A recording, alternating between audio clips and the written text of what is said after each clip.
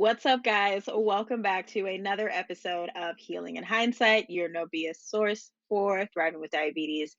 And there are just no words to really express how much I just appreciate this guest and all of the wisdom and knowledge that came from this. There are probably some moments where I just wanted to stand up and just run around my house or something because there's just so much energy in the words that she spoke. And this week's guest is none other than the awesome Coach Kerri. And if you're not familiar with Coach Kerri, she is a life coach, 3 times certified, a therapist. She specializes in doing shadow work.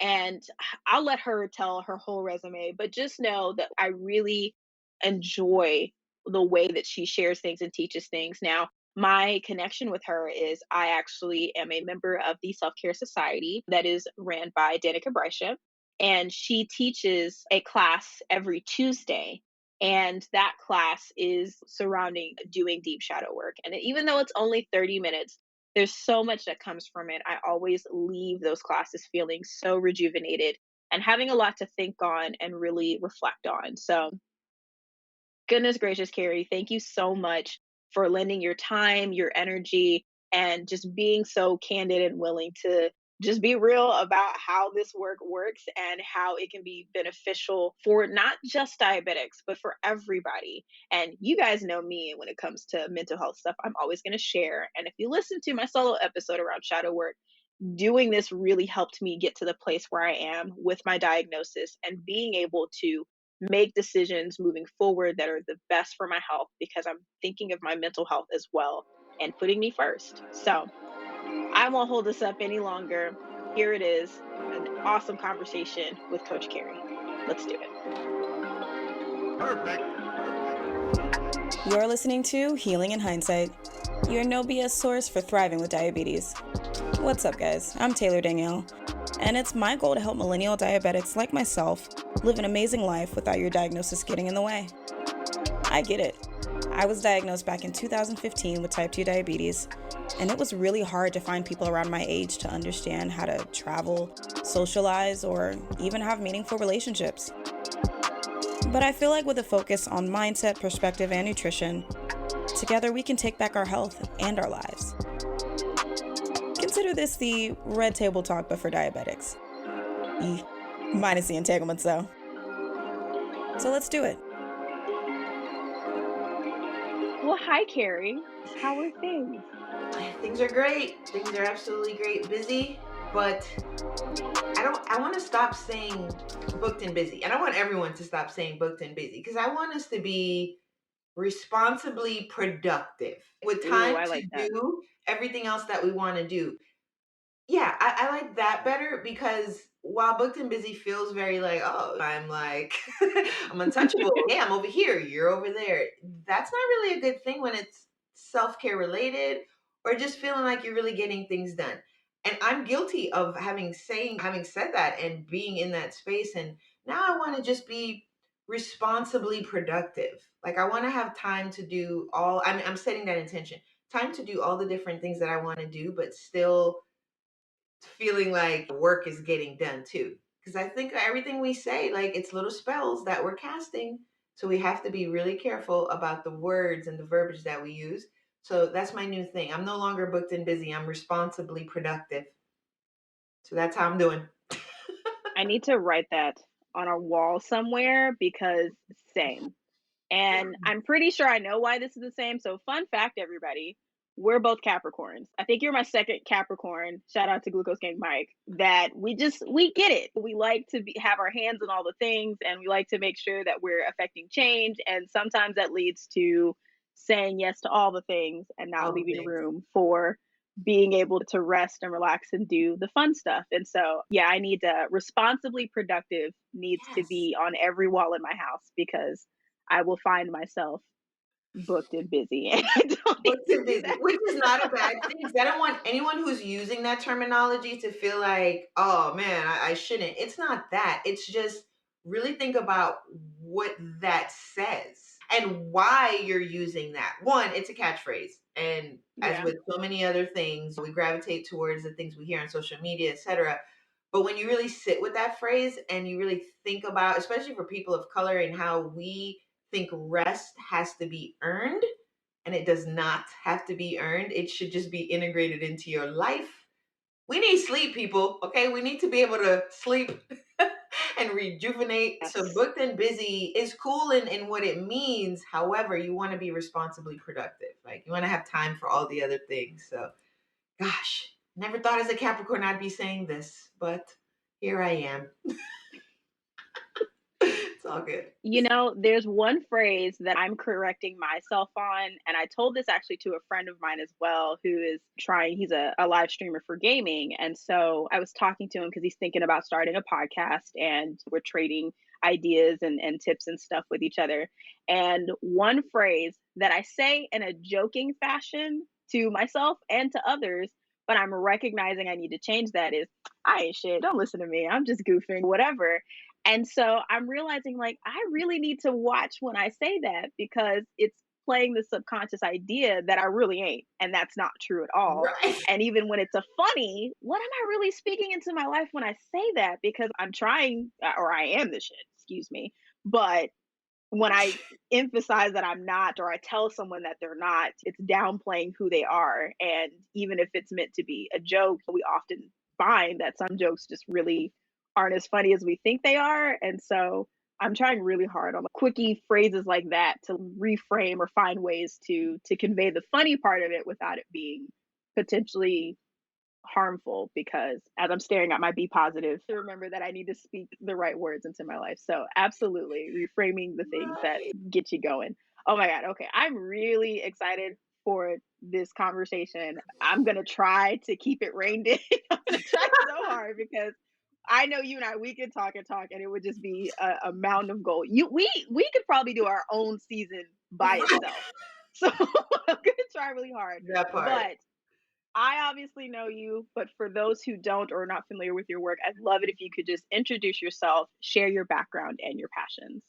Sure. So, my name is Kerri Smith Osei. I am a 3 time certified master life coach. I laugh when I say that because it's 3 times a master. Yeah, sort of. I'm also a mental health professional. I am an emotion code practitioner certified. I will get into what that means in our conversation. I'm also a couples coach. I'm also a law of attraction practitioner. I'm a lot of things, but trust, I've dedicated the time to each of those things. So my background is all about emotional healing and doing shadow work. So with my clients, I like to say my superpower is that I help them get through the ups and downs of life that has come from not resolving their emotional trauma. So I've been in private practice for 12 years now. Gosh, that's a long time, for 12 years, and I reside in Los Angeles, California. That's where I'm based. I work primarily with the LGBTQIA plus, that's always a tongue twister, community. However, I also work with allies. So I always say that translates to all are welcome. If I can be of service, I'm absolutely going to step up and be of service. My biggest goal is to normalize asking for help. Normalize knowing that there's no shame in bringing all of your burdens to the table and getting someone to support you in that process. So, as a mental health professional, I do therapy now at this point 5 times a week with individuals, families, adolescents included, and couples. And it's awesome to see brown and black people showing up in the therapy space, right? Like you would think that's not such a big deal. People, it's a big deal. And it is not lost on me. And so every Mhm. time I have a black or brown person come to me for therapy, I'm acknowledging that right out the gate. I'm always saying that. I'm always validating that. I know it probably took a lot to get here and you probably didn't want to come. But the fact that you show, it's like a beautiful thing. So that's like, I guess in a nutshell, who I am. I always think about when people say their bios and it's just long, drawn out. No shade to anyone with long, drawn out bios, by the way. But I feel like I just dive into here are the things that I do. And it's really in talking to me and in watching me move that you recognize how all those things that I just described come together. So that's it in a nutshell. I'm sure maybe I'll think of other things that I do while we're talking because there's so many, and I'll pop them into the conversation as we go. But that's the long and short of it. Yeah. Thank you for that. And I have to let you know, I sent your Instagram profile to my partner because we're in search of our new couples therapist, and I'm like, Ooh. dude, you might want to check her out because can we make this work? Can we figure this out? And then I saw that you had a wait list. I was like, all right, Yeah, it's there's not in the also stars yet, but not but yet. Yeah. But I will say, so my introduction to you is actually through another channel, which is through Danica Brescia's Self Care Society. And I became familiar with her through the ladies from the Almost 30 podcast. Shout out to Krista and Lindsay. And so through Self Care Society, I've been taking Kerri's classes that she does every Tuesday. And what drew me to her classes is that they're based in shadow work. It's one of the only ones that it's specific to that. And so earlier this week, I did a solo episode on my interpretation of shadow work, some things that I do that have helped me in terms of like my personal diagnosis, things like that. But I really wanted to bring Kerri on, who is an expert in the field, because I've literally watched her teach this every week. And I'm excited to really dive deeper into how past traumas correlate with the body and how it relates to even diagnosis and even getting through those new traumas and working through that. But before we dive deep into that, I would love to ask you, what is one misconception about shadow work that you just want to be like, can you please stop the badness? This is not true. I'm shutting it down right now. This Oh isn't it. man. What's one thing? Okay. So there's many things, by the way, but like the one thing that I think really gets under my skin is that people think when you say shadow work, the automatic thought is it's some sort of voodoo, that you're doing some sort of dark spiritual work. Nabi, that's not what we're doing. Oh, by the way, I'm originally from New York, so you may hear phrases dropped in here where it's like, "What? I thought Nice. you said you were in California." It's where I lived. It's not where I'm from. But yeah, that's the biggest thing. It's dark spiritual work. It is somehow creating spells. And while I understand that, because for a lot of people, it's very literal. When you say a phrase or a word, it's very literal how they take that. And anything related to shadow sounds all bad, and it's not, right? So I know you said one thing, but can I throw in like another one? Because Yes. I'm a Capricorn, I'm extra. The other thing is that when you do shadow work, it means that you're completely broken. That's another huge Mm, misconception. And there's nothing about you that's broken when you decide to do shadow work.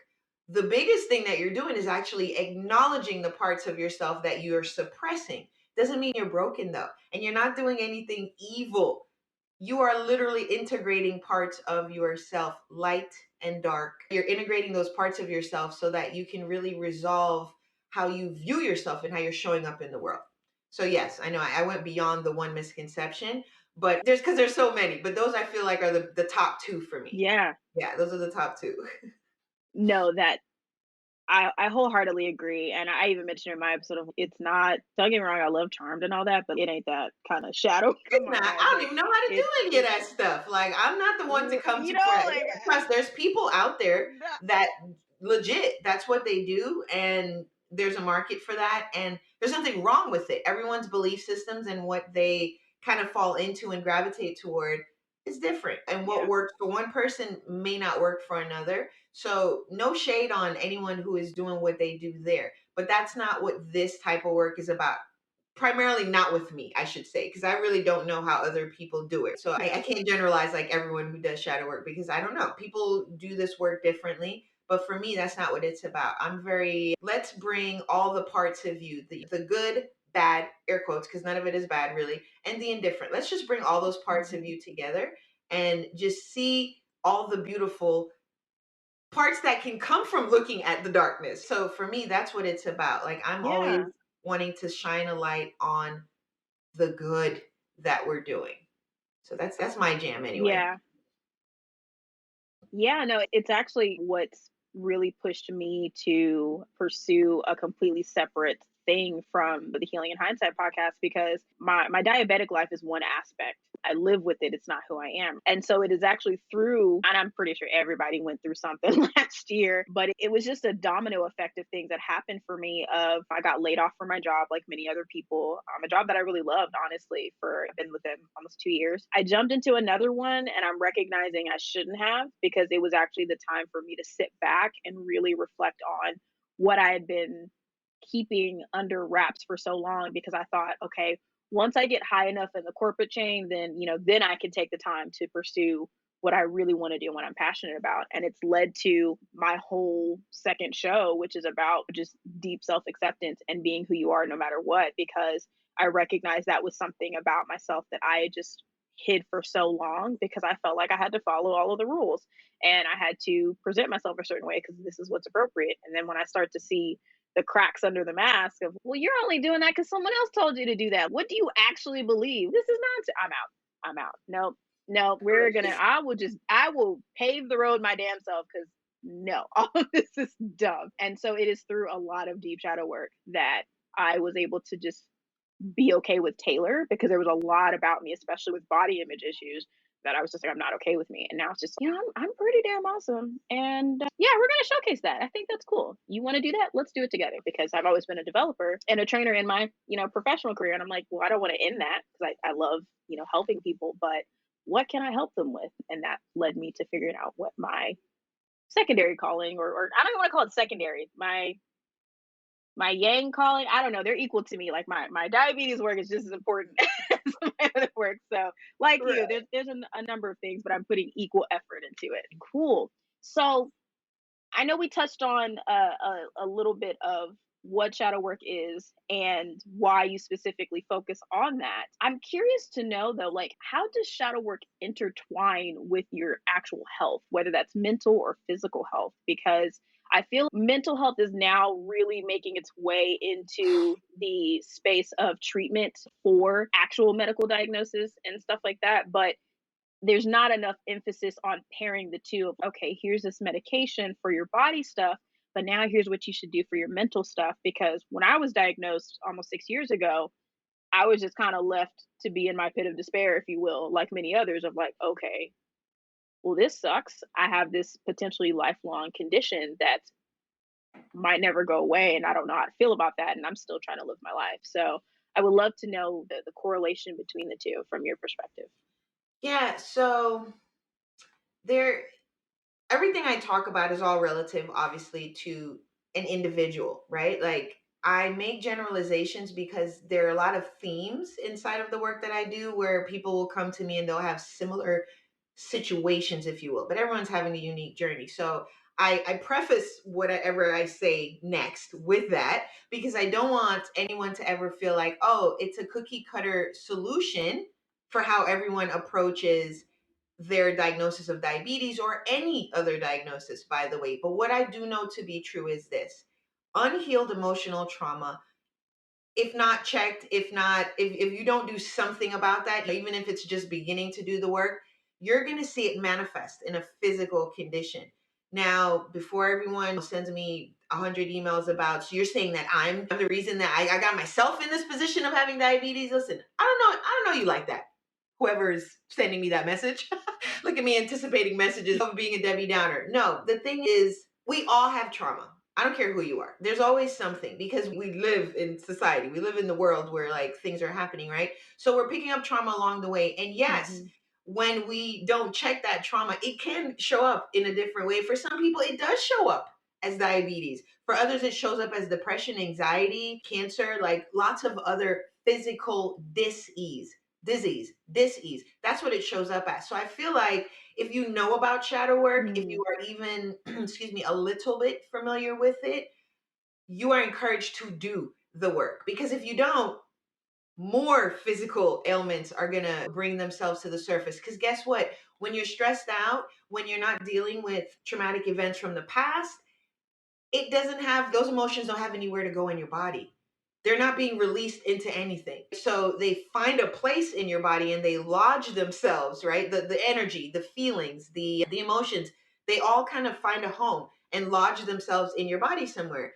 And the subconscious kind of compartmentalizes all of it because it's trying to keep you going. Your subconscious is really what is allowing you to do many of the things that you do because it's just kind of putting you on autopilot. And so you're not thinking about doing this work. You're not checking in to do this work because you are still functioning. But you're really not. That's the Mhm. thing, right? Like you're really not under the surface. If you're not looking at the shadow parts of yourself, they're going to come up later. And that's the thing. When people, by the time people come to me to do the work, it is so far gone. And it's not because they weren't aware that they had trauma or they weren't aware that they had things to heal. They were afraid.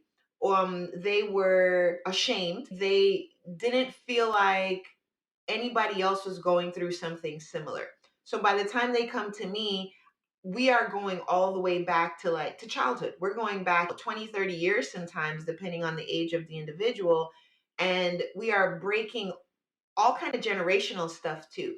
So when you don't do your shadow Mm. work, you may still, you're not thriving. You're definitely just surviving. You are still showing up in the world and you are surviving, but you're not thriving. So when you do kind of tap into shadow work, regardless of what your diagnosis is, then you start to feel like there's freedom even in showing up and knowing. Like you said something awesome. You said about your diagnosis, it's a part of you, right? But it doesn't define you.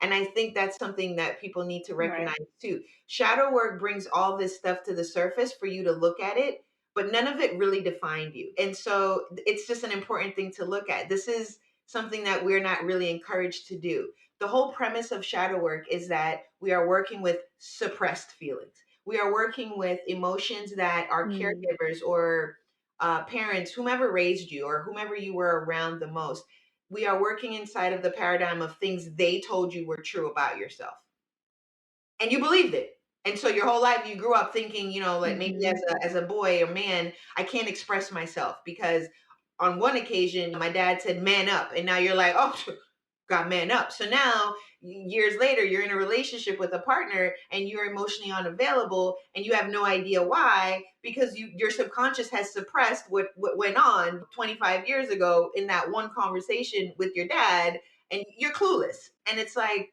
when you come to me and I start asking questions, I'm like, dude, that's why. Okay, you remember when you were 5 and you just said that to me casually? That's it right there. That's it right there. And Mhm. people's minds are blown because they're, and I'm giving, this is a very obvious general example, right? And a small one because it's so much deeper than that. Mhm. But it's a good one because people can relate to that. We understand that what people tell us stay lodged, those thoughts stay lodged inside of our brains. And then they show up later when we get into a relationship. They show up later when we go to the doctor and all of a sudden there's this Yeah. diagnosis and the doctor is, yeah, we don't really know how this happened. I have a friend who got diagnosed with diabetes. She's been healthy her whole life. Everything has been okay. And all of a sudden, this is it. And the doctor's, yeah, I don't know. Your eating habits are good. Your XYZ is good. And it's, but her emotional health is shit. And I know this because she's my friend. So she's, I don't get it. I get it. There's so much you haven't been working on. And P.S., diabetes in her case was something that she would mention randomly here and there. Wouldn't it be crazy if I got diabetes because she would just say it. Wow. Like now, it's really hard for me to point that out to her because people don't want to make that connection of we are manifesting things that we are focusing on, but it so Yeah. happened to be that, right? And then when I recommended for her to start seeing a therapist to talk about the emotional stuff, it all started coming out. And then she started making the connection. Mm. Spoiler alert, her diabetes is completely under control right now. As a matter of fact, it's looking, and this is obviously not the case for everyone, but it's looking, she might be beating this thing. Like she might not actually have this diagnosis Nice. much longer. And I'm like, wow. So for some people, that's the effect of doing shadow work. Now that you've released all this stuff and you've created room in your physical body for health, guess what? You start to thrive because there's a Yep. big difference. There's a huge, like I said, huge difference between surviving and thriving. And when you shared about like when you got your diagnosis and you were just kind of left with it, right? What to do, and I don't understand. And that's the thing. Whenever you get diagnosed with a physical ailment, doctors aren't necessarily talking about your mental health in the same conversation. They're Mm-mm. telling you all the things you need to do to not even get beyond it, to just maintain some level of stability. So here are these pills. Here's this medication. Here's a bunch of shit I want you to take. Let's not talk about how that's gonna make you feel. Like that's what I'm not here for that. I'm here to write the prescription. Like nobody Nah. wants to hear about your mental health right now. But that's the seed I'm trying to plant. Whenever something occurs in your life, I want you to always try to connect the dots to your mental health. Because everything that you go through has an effect on your mental health. I don't care if you are or you think you are the happiest person in the world. Everyone should have a therapist. Everyone should be talking about how the different experiences in their life make them feel, including a diagnosis of diabetes, right? That's where I am on. That's how I think. And I recognize that other people don't necessarily think like that, but why isn't your mental health just as important as your physical health? I feel like we should always have that in the same sentence, right? There should always be a connection to that. So that's how I feel about it. I know people may disagree, but I absolutely believe that our emotional wellness is affects our physical wellness. Always. That's where I'm Yeah, at. no, I agree too. Because a lot of times, and you hear it, stress is the one thing that comes up in so many different medical conditions. And at least with diabetes, and it's not surprising to hear that the emotional side has caused her blood sugar to go up, which can later on lead to that diagnosis because stress causes your blood sugar to go up. Your menstrual cycle causes your blood, like a lot of things can set your hormones to go all kinds of crazy. And stress is usually one of the common ones that set off all of your fight or flight functions that leads to, okay, I need to raise your blood sugar so your insulin can start working more so you can have the energy to fend off whatever the hell is coming at you, even if you're not actually in physical danger. And then you have the work of having elevated high blood sugar for a long period of time. It's damaging your blood vessels, it's damaging a lot of different nerves and things like that. And then your insulin productivity system for those of us who can still create insulin, it's overloaded. And then it's no, I don't want to help the glucose get into your system so you can burn the energy off. There's too many people here, too much, I'm out. And now you're insulin resistant, which also leads to it. So it really is tied so closely with that, because at least the way I see it, or what I've understood in a lot of the efforts that I've put into myself over the past, I'd honestly say 2 years, is every time my mind has been in a great place, all of my actions followed suit. I didn't eat crappy. I wanted to do more activities, or I wanted to get out. I wanted to, be involved in things. I wanted to do things that brought me joy. But in the moments where I was struggling mentally, whether it was because I had something going on with myself, or even in the work field, I was a manager. I had 15 bodies that reported to me and all of their issues that came with it, whether it was work related or not, like that weighed on me, and I needed to hold space for them because I'm their leader. I'm supposed to do that. And so all of that bearing down leads to sleeping in, barely getting to work on time, or I'm not putting any effort to taking care of myself. And my work is kind of rushed because I'm so mentally overwhelmed that the order of how things should flow is just completely off. And so the more that I dug into, okay, if I don't get my mind right first before I start anything else, then it's all going to go to shit because I'm putting mental energy into something that isn't actually serving me. And so even now working for myself, my mornings are for me. I actually don't start working on anything until 11, sometimes noon, because I recognize sleep is also a big thing, especially for diabetics. Like we Yes. need sleep, y'all. Okay, 4 or 5 hours To do bed. Take not your wife help. to bed. You Yeah. know? But sleep on top of just giving my mind the opportunity to set the tone for the day. I get more done in 4 hours than I do in 8 hour days. And my therapist was telling me about this. You're typically you get the most productivity in 4 hours than you do in anything else, and everything else is kind of maintenance mode. That's the burst that you need. And so when I started rearranging my days around that, I was just like, I was done early yesterday. I'm like, huh, well, why am I slaving away 40 hours a week for somebody that don't even think twice about, okay, yeah, I'm glad I quit. Because you don't realize how much it plays a role. And so I even tell my dad sometimes, because his job is insane, and he's also a type 2 diabetic, and stress and anger and things like that he builds it up, and then he implodes, and we're like, this is not healthy. Like, it's not Yeah. healthy. And so I make sure I tell him, I'm like, what are you doing for yourself today? Are you doing something for yourself today? What is that? And then in those moments where work is crazy, I actually like to go sit in my closet, like pitch black, close the door, and I just sit in my closet like my own miniature sensory deprivation chamber, which obviously Okay. doesn't work because my dogs are like, why are you in there? But because it just gives me a minute to just stop because Yeah. we're never doing that. We're just constantly going all the time. And when we're going all the time, it's because we want to ignore the thoughts that are coming up and not dealing with them. He nailed it. That's the other part. So when I think of shadow work, I think, or right, let me back up. A lot of people say when I suggest, oh, meditation, mindfulness, all the things to slow down, like what you're describing, that question, what have you done for you today? And people will respond, I'm so busy. I don't have time to XYZ. I'm like, that's exactly what you're the prime target. The moment Hmm. you say I don't have enough time, that's your trigger right away to know, you know what, I probably need to be doing this. I need to be the one doing meditation and mindfulness the most because you just again nailing it with how you're describing it, and that's because you're living it, and that's why it lands for you because you've gotten to see when you haven't done certain things what has occurred, and then when you Hmm. maybe did a little bit of a something, what happened there. And now that you're like fully committed to a process, daily rituals and things like that, how completely different your life looks. By the way, shadow work, that's doing a piece of shadow work too, right? Like you probably didn't think of it that way because you having the self-awareness and the recognition of what I need for versus what I want versus what is necessary, because it's you got to Hmm. like look at it all in those compartments too. But then saying, you know what, I can't function if I don't pour this back into me, because shadow work says Hmm. somewhere in your life somebody told you, maybe you remember, maybe you don't, that hard work pays off, which it does, but people take that to the extreme. I'll rest when I'm Yeah. dead. What? Well, yeah, you will because you'll be dead. So, What?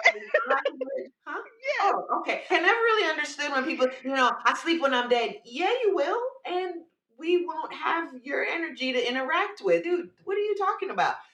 All of those things. So I feel like some people are doing shadow work and they don't even realize they're doing shadow work because a lot of it is Yes. self-awareness. It's that recognition of what have I been doing that hasn't been working. And then if you go a little deeper with it, when you know you're doing shadow work, you try to connect the root. It's like, where did I learn this? At what point did I pick up this habit? When did I create this limiting belief for myself? At what point did my subconscious just get on board with this shitty behavior? Like, you got to be asking yourself those questions. And people do that, not recognizing that shadow work too. It don't have to be fancy, y'all. We don't have to have big terminology inside of it. You don't have to be in a giant workshop. I mean, definitely come to Self Care Society on Tuesdays, 9:30 and 11:30, my class. Boom, had to plug it. But I'm saying, focus. You can come to my class, but I'm just saying you don't need some big event for you to take a small step Yeah. in the direction of taking care of you. And that's legit what shadow work is. It is you taking care of you. It is you putting yourself back in Yeah. control of your own experiences and your thoughts and your actions and your behaviors. It is you being accountable for you now in the adult version of yourself. The past is over. We can't go back and change any of Yeah. that bullshit. We can't do anything about what our parents said or didn't say. But as an adult, we can recognize how that has affected us. And we can start to reflect on those things. In the class that I just plugged, Self Care Society, one of the big things we do, and you can attest to this, Taylor, is we do a lot of prompts, we do a lot of reflection. People get triggered. But my big thing is self-care is not just airy Yeah. fairy, y'all. We love a good spa night Yeah. at home, right? We love a good candle break in the tub and all the things, and that's cool. Like, I'm a big fan of those things as well, but I'm a bigger fan of sitting with your feelings and really understanding what those feelings mean and Hmm. crying your damn eyes out if you need to, taking that deep breath and going, okay, so now what does this mean? What do I need to do Yeah. to shift this pattern? That to me is self-care on a whole other level, right? So I forget how I got into this space of what I'm saying, but the point is No, you were just responding. It's great. You Go. gotta take care of you is my point, and you always have to be pouring back into you because we tend not to, Yeah. especially as people of color. And I just think that's a really important thing to keep pointing out. Yeah, it sounds like I'm a broken record when I keep saying people of color and how we take care of ourselves. And that is genuinely because one of my other passions and one of the other things I do in my business is I'm helping clients break generational trauma, break those curses, stop Yeah. doing what those that came before you did that wasn't working, because our ancestors, we pay homage, Right. we honor our ancestors, but let's be clear, our ancestors were legit just surviving in certain scenarios, never ever getting Yeah. to a point of thriving. But here we are in present day. We have an opportunity. This generation has an opportunity to do things different. So let's take care of ourselves. When you get a diagnosis of whatever it is, you feel your feelings about that, right? Mourn the life that you would have had Mhm. without this diagnosis, for sure. But then put your big girl panties on and let's figure out what we have to do for you. You need support, get a therapist. You want to do a holistic route? Great. Figure out what you need to bring into your life from a health space in addition to the medication. Because as a therapist, I'm a big proponent Yeah. for a place for medication and holistic healing, right? Like I think Mhm. medication is necessary for a Mhm. lot of different diagnoses, but I also feel like a holistic way of looking at things, how are things affecting the mind, body, and soul? I think there's a place for that as well. My point Mhm. is, get on top of that and figure out a regimen that's going to work for you, right? How do you navigate having any kind of a diagnosis, including diabetes? Well, you figure out what regimen is going to work for you. You do not ignore what your doctor says. Definitely don't do that. However, you figure out what else. Is there natural ways you can also be doing things? Are you moving? Are you putting exercise in your Mhm. regimen? What's your food, your diet look like? All those things are important. And we no longer get to just have the excuse of, well, I don't know any different. Figure it out. Like it's time to figure it out. Listening to podcasts like this, shit. Google and YouTube. They're our friends, y'all. Just go in there, pop in a search. Yeah. You go down the rabbit hole of information that you can Yo, that's my mom's response to everything is, "Did you Google it?" "Ma'am, you all right." She right though. She right. Did you Google it? Did you Google it She before you right, came she to me and right. asked me? Did you Google it? Oh well shit. Oh, Yeah. I feel attacked. I feel attacked. Yeah. It's true Just a though. little bit, just a little triggered. Man, so much great stuff because I love what you said earlier about, especially in our ancestry, how rest was earned. There wasn't a choice in that. And I think it's also still built into our culture that you do the work hard, you put in your 40 hours, you show up, you do all this, and then you'll be rewarded not only with the check, but acknowledgement for all the stuff that you're doing. And I think even with the pandemic, it's challenging companies of that's not going to work anymore. If you're not allowing people to prioritize rest, then you're going to find yourself losing more and more people because people are starting to take back their power and understanding of at the end of the day, if you don't get you together first, there's no way you're going to be able to perform. And I feel like whenever I get to a place of hiring a team, that's what I want. Like, you straight? Because the only way that you're going to be able to produce what I need is if you're straight. And you can tell when Yes. people are taking advantage of that, obviously, but when people genuinely need to take care of themselves, like that has to be first. And don't agree with any company that punishes you for having to do that. And I feel like when we look at our European counterparts, it's just they're not even working 40 hours, y'all. Like, Right. so what are we doing that we have to What slave are we literally for doing? another company for 40? And for those who lived the salary life, that's out the window. You can't even say a hard stop of 40 hours. It's whenever, you know Right. what I mean? Because the Until pay, it's done. that makes it worse because you're just like, oh, I'm constantly on. I can't turn my phone off because then I get bitched at for like your team member needed you and you didn't answer the phone because it was after 10 o'clock at night and I need to sleep. You know what I mean? So That part, prior, but that's the thing though. So a part of that, right? Because we can't put it all on the companies. Because sure. I've worked in corporate America, I've worked in different things, and then I've run my own business.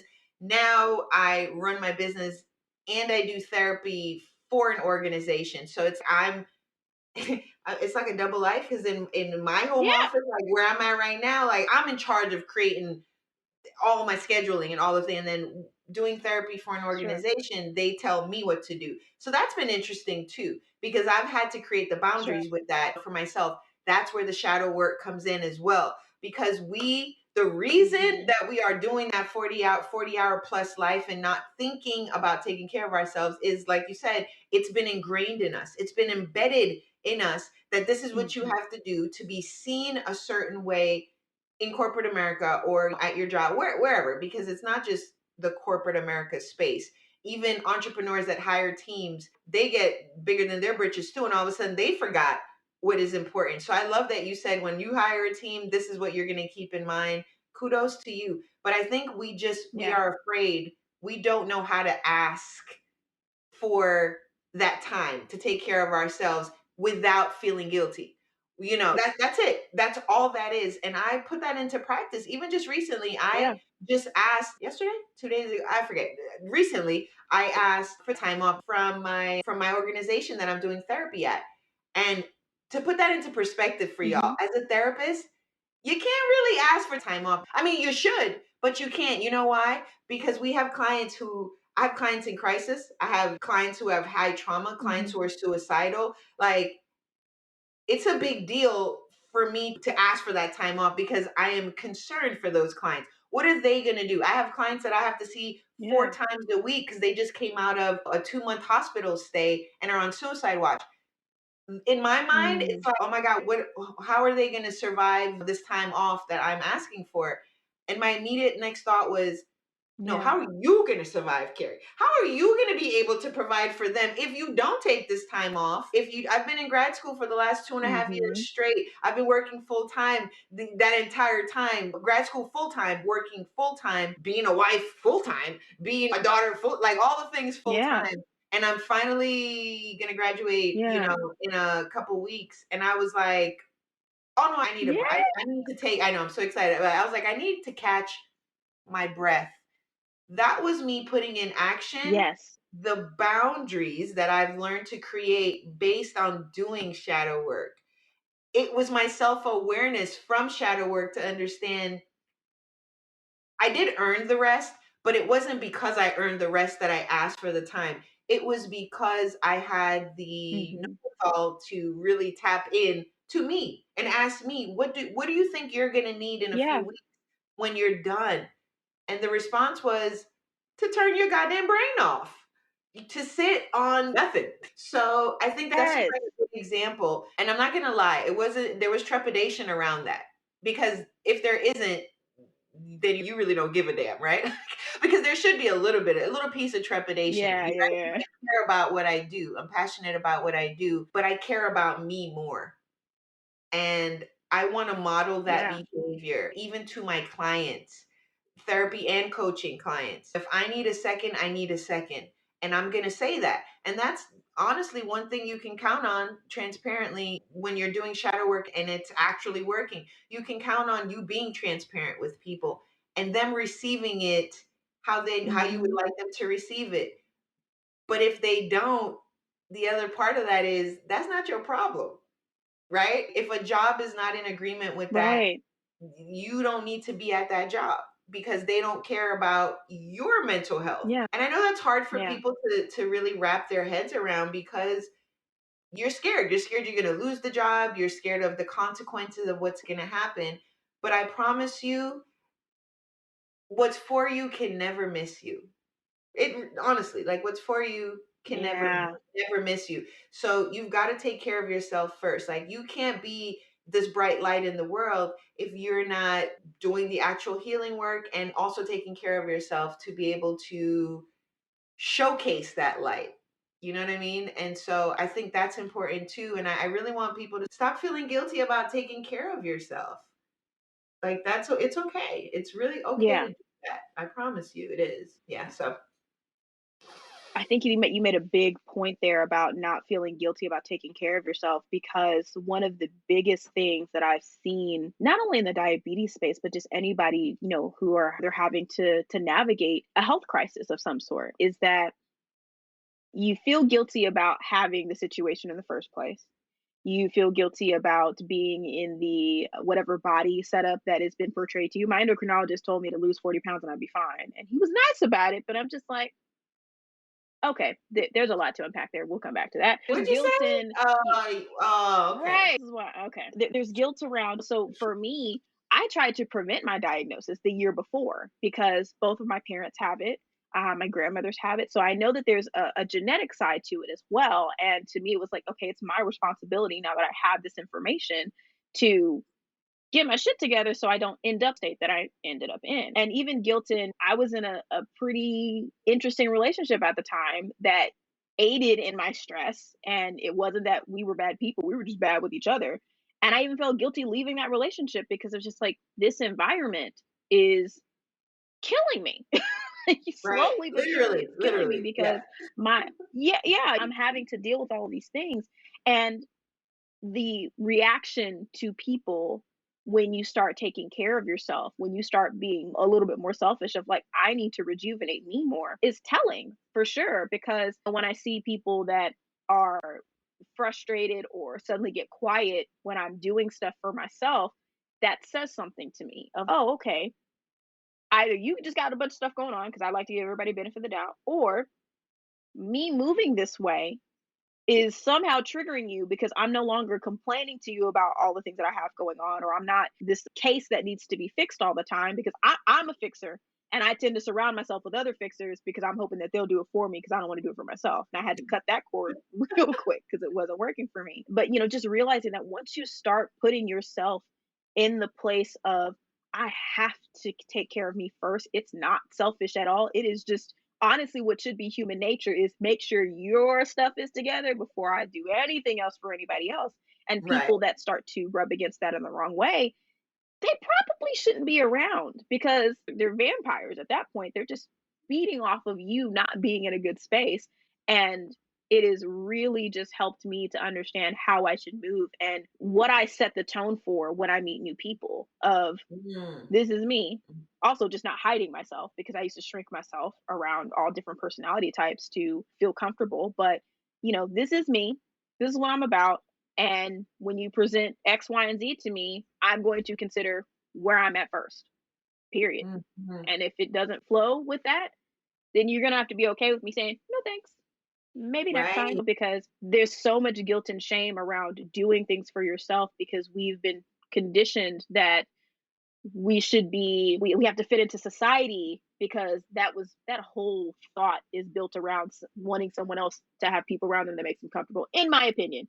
Other people can Mm. disagree, but in my opinion, the etiquette of how you should behave with people or the etiquette around this is what's appropriate in the boardroom is all to make somebody else feel better and keep you from actually being exactly who you are. I feel like if we were exactly who we would know how to navigate relationships better because we know that people are giving us authenticity. They're not faking it with us. And then we can kind of build a culture around that. But doing what's best for yourself is the ultimate. I saw what I saw today. Someone had posted on Instagram, self-acceptance is the biggest middle finger of all time. And I absolutely love that Yes. shit because it's just I'm not gonna take it where I have to change what works for me and what feels best for me to make you comfortable. I'm not here to manage your reactions and your emotions. You need to manage them yourself.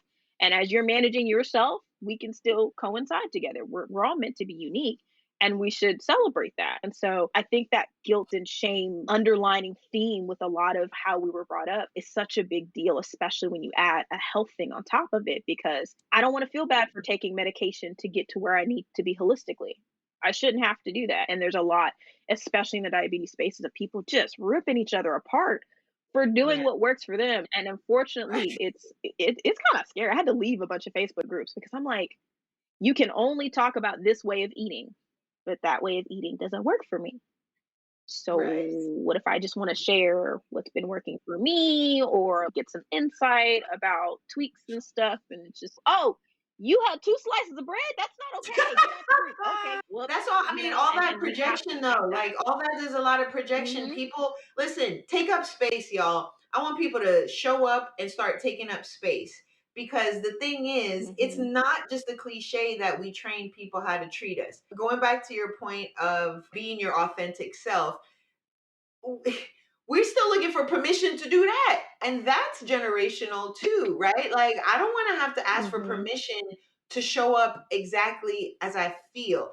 I did for a long Yeah. time because I didn't know. And a promise I made to myself after I left corporate America was no more of that shit. I want to Yes. show up in spaces where I am not just tolerated. I want to show up and I want to feel like I'm wanted there. What I have to add there is going to give value, but that's very intentional on my part as well. So you have to be very Yeah. aware. 'Cause you said it, you surround yourself by other fixers. I used to surround myself by other, well, what's a term I could use? Not fixers, by people who, I was Captain Save-A-Ho. You know what? Let's just keep it real. That's, you know what? Let me just, I was trying to be Yeah, I politically feel correct. that. I feel that. You know what? And I'm not going to No, be say politically what it correct. is. That's what it was. Because it vibed Yeah. with who I was as a person. That was the only way I could Yeah. technically in that space be myself because I'm a fixer, I'm a problem solver, I'm all these things. If I'm Mhm. around other problem solvers, interestingly, ironically, not the same as you with in terms because I get what you were saying, right? Like maybe they'll do it because they're fixers too. But my thing was, I don't want to be Mhm. around a bunch of fixers because then what are we doing? No, I have to be the Mhm. one to be able to fix the people who need me. And then I Yeah. realized where that came from too, because it was the only way I was really allowing myself to be authentically me. I couldn't do that in other spaces. And that's kind Yeah. of what led me to becoming a life coach and a therapist, by the way. Because shit, if I'm gonna do that, I'm gonna get paid for it. And Yo. that's just what it is. Let's just be real about that. I've been doing it for however long, decades at this point, and it occurred to me, I probably need to get a little cash money for this, for all the effort that I'm putting in. And then it would no longer mean that Speak I on had it. like a circle of people around me who needed fixing. Now I could just do that for work. And now I could Yeah. show up in spaces and just be Yeah. my authentic self and just give them all those pieces of me. Now, I'm not gonna lie, I mean, it's a natural way of me being. So my career and my personal life do collide in that space because I can't turn off, Yeah. I can't turn off knowing what I know, but but I am working on trying to like just not, right? Just let people talk about their issues, their Yeah. challenges, their problems, and I just not. I'm just like, even though I want to be like, I just don't. And I'm like, okay, I'll wait till I'm on a podcast. Let me add this one tidbit. Right, like, you know what? Like, Should I tell them they're fucking everything? No, fucking everything up? No, I shouldn't. I should just let them. Okay, should I tell that person you gossiping about people, but your own life is untended to? Should I? No, I shouldn't. I shouldn't. I should just listen. But you learn how to do that because you got to create space for yeah. people to do that for themselves. So it's okay. Yeah. But interestingly enough, it's the shame and guilt that takes us away from being authentically who we want to be. But you have enough Yeah. experiences, like you said, and you all of a sudden you wake up and you're like, I don't want to do this anymore. The new me is emerging Mm-mm. and I like this version of me. And anybody else that doesn't, they could kick rocks. And it's not being an asshole saying that. It's Mhm. we can't all go. Apparently, we can't all go to the place that I'm going. We can't all go Yeah. there. So thank you for your time. Thank you for your energy. Again, Mhm. it sound because as Capricorns, that makes us look like we're jerks for saying that, but it's not. The truth is that if Mm. you try to come with me where I'm going, your feelings are gonna get more hurt. Not because I'm trying to hurt them. You're just gonna realize you can't keep up. You can't. You won't be able to keep up. This is a special breed. God, we're bigging up Capricorns and the ones who are Yeah. assholes. We're not talking about y'all because there are not all Capricorns are created equal. Just so we True. all are True, clear. true, true. I dated one, it didn't work out Oh no, well never at dated. No, all. you can't date another. No, we can't date ourselves. That's not how that works. That's not how that works. Even though you would think another Capricorn would be able Yeah, to it was understand. mistakes were made. Um, but they don't. Mistake. I couldn't date. I couldn't date another me. That would be nuts. That would. I couldn't never. My wife is a Virgo, and thank God for that. And even that I say is a lot because we're different, but we're the same. So there. No, especially the Virgo, because I remember me and my dad's a Virgo. We got in an argument with our first like big fight where I actually like stood up. I say air quotes, but that's what it felt like at the time for me, because trying to share my feelings with him was hard because I was always so afraid of retaliation. And now I just tell my parents stuff because it's like they're growing too. And it's really beautiful to even see my parents like step into places that I never thought I'd see them. My mom told me when I talked to her on Sunday, I'm not emotionally mature to handle doing that. So I'm gonna keep myself right here because I recognize that I'm not. What'd you say? Speak your truth, Taylor. Is that what you said? I'm like, I'm so proud, bro. Aw. So proud. But he said to me in this argument, you know what, Taylor? I'm not gonna keep going back and forth with you because I know you can argue just as good as I can, and we're not gonna get nowhere. So I'm gonna just end the conversation That part. because we know, and Good of plan. course I'm his spawn. So Good plan. I have learned from the petty master very well. But Yes. dude, so many things. Okay, so I don't want to stop talking, but I know I want to honor your time because I know we're running low on it. So I We can really always would do like this to. again because there is Oh, so much. There's levels to this, right? There's so many things. Just to be clear, we're y'all, definitely doing this shadow again. work and emotional healing levels to it. It is Yes. honestly, it is not anything you can encapsulate in a short period of time. But I completely believe in planting seeds. I believe Yeah. in bringing resources to people. Even some people are going to listen to this podcast. It's going to be the first time ever they've heard about shadow work, or they are Yeah. being introduced to the concept of how unhealed emotional trauma can lead to physical ailments. Like for some people, it's going to be their first time hearing that, but it's so much deeper than that, y'all, honestly. And I would love to come back on and go into some of the deeper parts of this, but I feel like this is a really great introduction Yes. for people to understand what shadow work is, how it affects you emotionally, where it comes from, what it's rooted in, and that it doesn't discriminate. So black, brown, yellow, No. listen, the trauma and having to do that work, it exists. So that's the other thing I think people need to Yeah. be clear on. Therapy is not just for non people of color. It's not, shadow work Mhm. doesn't just affect others, it affects all of us. And the faster we realize that, the more we can step into our healing and really shine, really show up in the world as our authentic selves, like you said, and no longer be afraid of that. Because there's really no point in living a small life. Yeah. The only person you're hurting is yourself. When you live a No. small life, that's it. It's the only person. So Because that's my take yep. on it. I mean, that I'm aware of. I won't know until I have to let the Earth realm go. But you only get one shot, and so if I Word. only get one shot.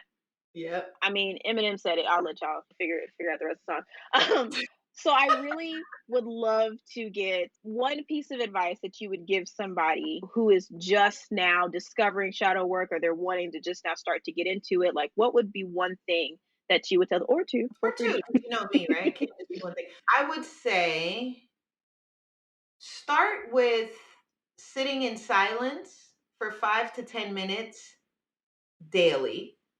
And inside of that Mm, silence, just allow your thoughts to come up because they will. Like when people start meditating, people who aren't familiar, they always tell me, they're like, yeah, but then all these thoughts come up and they interrupt my silence. That's okay. Let them come up. mm-hmm. Start to sit inside of that. Learn to sit with your feelings inside of those 5 to 10 minutes and get curious about that. Not from a space of needing an answer, just get curious with stuff. Reconnect with your inner child by asking some questions about what they need from you now that you are an adult inside of those 5 to 10 minutes. So I guess that's one major thing, and then a few little things inside of it as far as like a piece of advice. Sit in silence, sit with your feelings, and inside of sitting with your feelings, allow the thoughts to come, get curious about it, and ask your inner child some questions regarding what they need from you now in order to feel that love and Mm, support that maybe you didn't get in the past. That's the beginning of it because a lot of shadow work is based on inner child healing. I don't know if I said that prior. I may have in just passing and given an example, but it's important to know that it all connects back to childhood.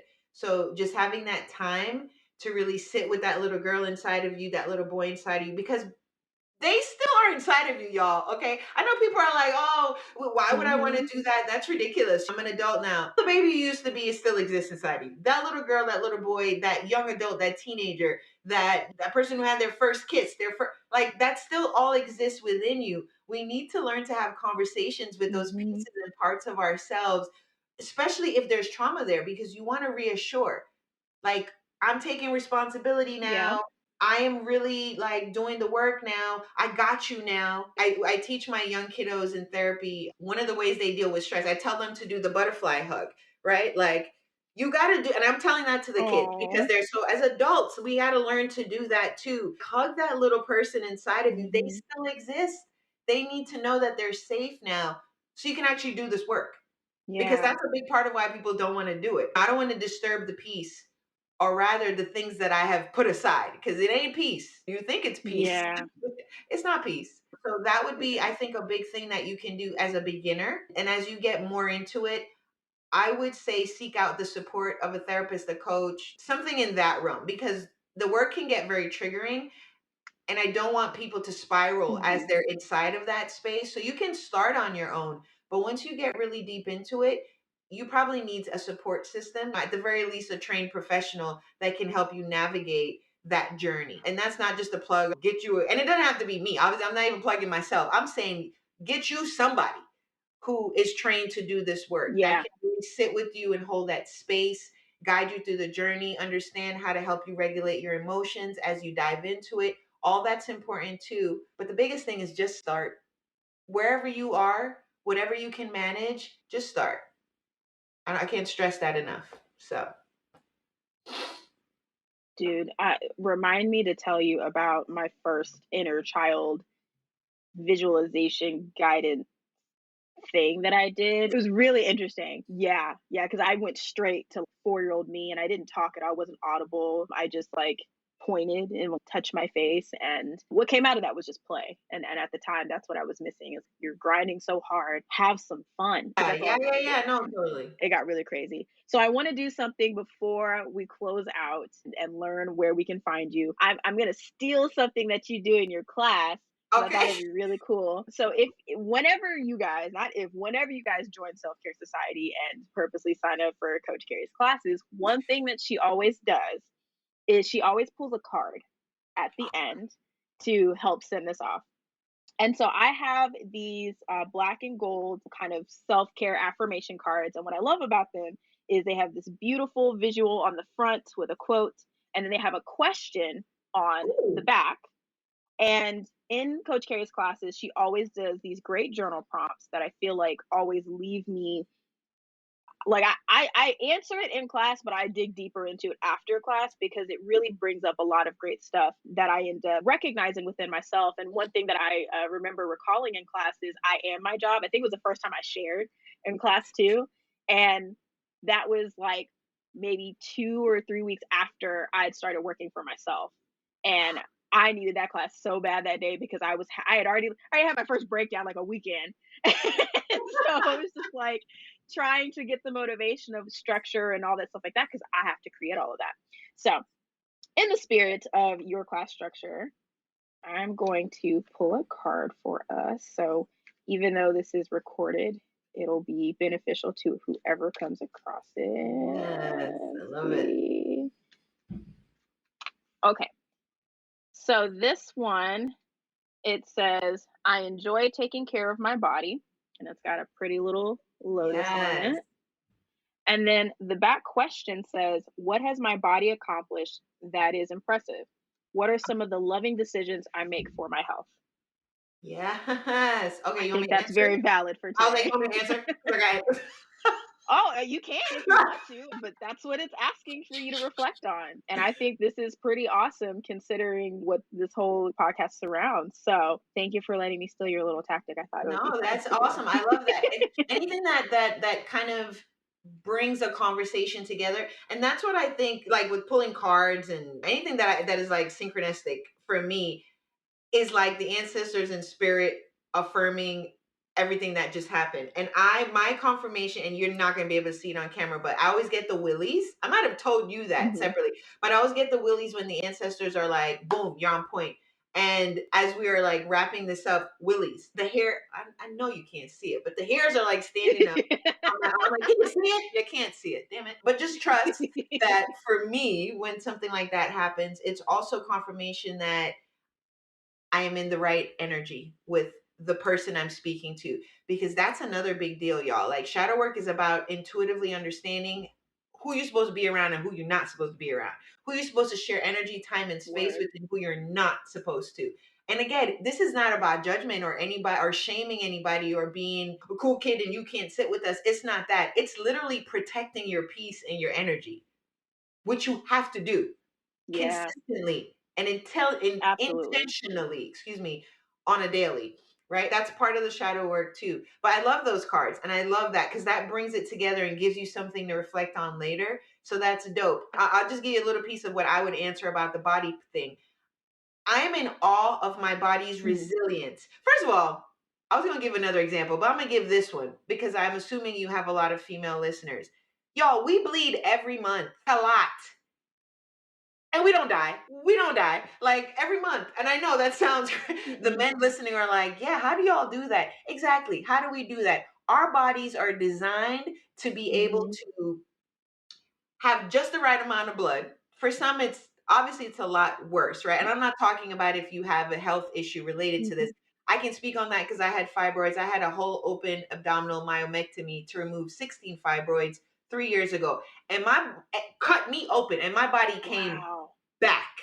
So I'm thankful that my body has the Wow. resilience to do something like that. I'm thankful that my body knows exactly what it needs to do. I'm thankful that when I get a cut, I don't have to do anything but know that my body is going to replenish that skin. Do y'all understand how powerful your bodies are? And if you give your bodies the right things, your bodies will give you back the right things. But even if you don't necessarily do all the right things, Mhm. your body is still showing up for you. So please be grateful for that. And your body just took Every you day. through a whole Yeah. pandemic. Like your body just took you through a whole pandemic. For those of us that thankfully never contracted COVID, and I know so many people did, and my heart goes out to those that lost people in the battle of this.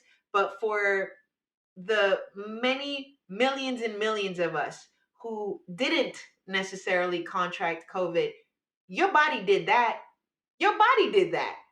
Please be Mhm. aware of that. No matter what you got going on, your body keeps showing up every day, even with the bullshit we put in our bodies and do to our bodies. Every morning you wake up and your body's like, all right, bitch, one more day. Okay. Yep. New day. New day. And you're like, Yep. okay, I get to start over. It's a new day. I get to make a new decision. So sorry to be so crass about how I said that, but that's real. That's like Mm-mm. 100% real that I think people can Yeah. identify with. So I'm just saying. I'll leave that right there. Dude, you're the best. I don't Like think you realize that seriously. you signed a soul contract that you're gonna not only come back on this show, I gotta have you on the live stream show because I'm with it. that's where I feel like a lot of I'm, this. I'm, I'm with You it. just I'm I'm so with just it. I'm I'm gonna with figure it. it out. I'm gonna figure out because this is amazing, guys. There was a reason why I want to carry on the show because like you said, we haven't even really just broken through the surface of how Yeah. powerful this type of work can be for everybody. And that's why, and those who listen know that I always have a huge thing about mental health included in this because so much of our diagnosis is our mental health and being able to take care of both because one in my opinion, can't really thrive without the other. I can't be mentally in bliss and my body is physically in pain. I have to work through all of that to connect them and keep them in stride together and optimize and synchronize, if you will. So, your expertise and your wisdom is so greatly appreciated here, and as well as your energy. How can people get in touch with you if they want to get on your wait list and On check that in wait with list. you or learn when you're doing a class or something? How can they get in touch with you? Sure. So the easiest way is probably just to go to my website because everything is there. So I am Coach Kerri, KERI.com. I am CoachKerri.com. Also, follow me on Instagram at I am Coach Kerri. I have something really exciting coming up actually that I would love. It's kind of I don't want to call it a VIP experience, but it kind of is because we're only limiting it to 20 people. I'm doing a retreat in South Africa next March of 2022. 20 women. It's yeah, it's called I'm actually I want to personally invite you. We can talk about it more offline, but I want to put it out there for folks. So it's Sisters Healing Sisters. So while we're not discriminating, because we're not about the discrimination life, this is a retreat that is targeted to women of color because all of the facilitators are women of color. And we did that very intentionally because, as I said, Mhm. brown and black people, our approach to therapy, support, help, and all that usually involves feeling shame. So we're creating this safe, intimate space. There is, I want to say, 5 or 6 of us total. Don't quote me on that because we've had a couple new people that want to join and be a part of this, but it's going to be dope. It's going to be Mhm. so dope. And we're offering a payment plan and all that. I understand that COVID is still a thing right now. It's next year, 2022, y'all, March 2022. So please contact me directly for information. We are requiring a very small deposit. I want to say it's $200. It might be 250, but I feel like it's 200 by the end of this month, just to hold your spot, right? This resort that we're doing this retreat on is right on the beach. Have y'all been to South Africa? I have not, and I am hype about it. But this resort and everything that we've done to create Uh, this I have space, not been. okay? Okay, so you need to come, but I would love for people to reach out Mhm. and Mhm. get information from me. I'm gonna have some stuff up on my website. The person who, like the facilitator of this entire thing, she has all the information that she's passed on to me. I am just teaching there, but I'm pushing this because I'm hype about it. Sisters Healing Sisters, 20 y'all. There's gonna be breath work, energy work, mental health stuff. We're gonna be doing dancing, movement, stuff by the beach. Like, it's going to be intense, and we're also going to have time to be in South Africa and do things outside of the retreat. So we're going to have an excursion and things like that. I feel like we have maybe 7 spots left. I have to triple check, but I'm encouraging, and we're kind of handpicking who comes too, because the energy got to be right. But if you're interested and you True. want more info, True. please do reach out to me at iamcoachkerri@gmail.com. I am going to put all the stuff up on my website. So by the time this airs, it probably will be up. But I definitely want people to ask about that because if not this one, the next one for certain. But you and I can talk about it offline too. But Yeah. that's the big thing I wanted to plug. The other thing is definitely, yes, if you do want to get on the wait list, it's not going to be a wait list forever, y'all. I'm booked out till the end of June at this point. No, I lied. It's now the middle of July. But that's okay. I mean, people cancel sometimes, people shift things. So if you're on the wait list, it's not like it'll be months and months from now. But that's because I want to be present and show up for everyone in a capacity where I am fully rejuvenated. That's another reason I have the wait list. I have a full schedule of clients, but I could do more. And the old me would have said, oh no, you could fit in these 10 people that want to consult. The new me that is about my Mhm. self-care, that has been doing my shadow work is hell no. Wait list. And people wait. I Mhm. promise you it's worth it. I just need you to know that I want to be my 100% authentic self for you. And that can only happen if I have a work-life balance. So I encourage you, go to iamcoachkerri.com, follow me on Instagram. By the way, if you follow me on Instagram, that's how you can sign up for Self-Care Society. There's a link in my bio, and then you can sign up for my class, which is called Becoming the Very Best Version of You. Taylor can attest to that, how awesome the class is. And yes, I'm Mhm. picking myself up because that's a part of So awesome. understanding who the I am. Got it? So thank you for having me. Thank you for having me on the show. This was dope. I'm so glad that you asked me. It was my pleasure. And I definitely want to do this again. And I'm not just saying that because sometimes people will say shit like that. Oh, yeah, no, I want to come back. And then you Oh try to yeah. reach them and then the numbers change. You're like, I thought you said, no, I genuinely would New love phone, to who come this? back. Like, how come user not found? Did you block me? What? No, I was just saying that to say it. No, I'm not like that. I really would love to come back and get into the meat and potatoes of, what the work looks like, what the other side Yeah. of this work looks like. Because I feel like that's important too. Not just talking about the struggles of the work, but what does the healed version of you look like on the other side? That in itself is a whole podcast. So thank you and thank your Yeah. audience for being so gracious and for tuning in. Y'all keep supporting Taylor. Keep supporting this podcast. This is dope. We got to support each other. I'm really big on that. Yeah. I'm so big on that because I get it. I get this entrepreneurial life. So good for you. I think this is amazing. I love the work that you're doing. And I'm honored that you wanted me to be a part of it. So I wanted to make sure I got that in. Thank you so very much. I appreciate you. Thank you. I appreciate your words. That really means a lot. And it's funny, if you'd said something like that to me 2 years ago, I'd have been like, I hate shit. But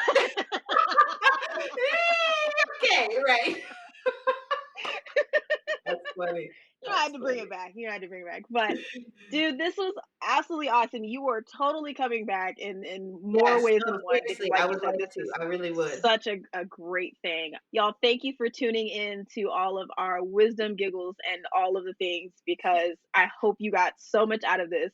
This is like a personal class for me. Dude, sign up for Self Care Society. I'm not even kidding. Okay, Like her classes do it, every week do it, are on do point. If you love this, like what she does in 30 minutes, like around my lunchtime, like I go the rest of the day ham. You know what? I just got all that I need to release. I'm good.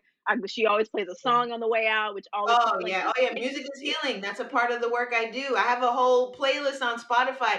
If y'all are curious about, oh, is this really what's going on? I believe they offer the opportunity to just do like a practice run. You could take one class. I want to say hmm it's, I don't even know the cost, 14.99 or something. You can take the class, yeah. see how you feel about it. You get access to my playlist and all the things. But yeah, music is life, so that's a part of the healing. Doesn't have to be daunting. We can actually infuse some fun No. inside of the healing. I am a big Yeah. believer of that. And so the way I teach, and I teach other classes as well and workshops, etc.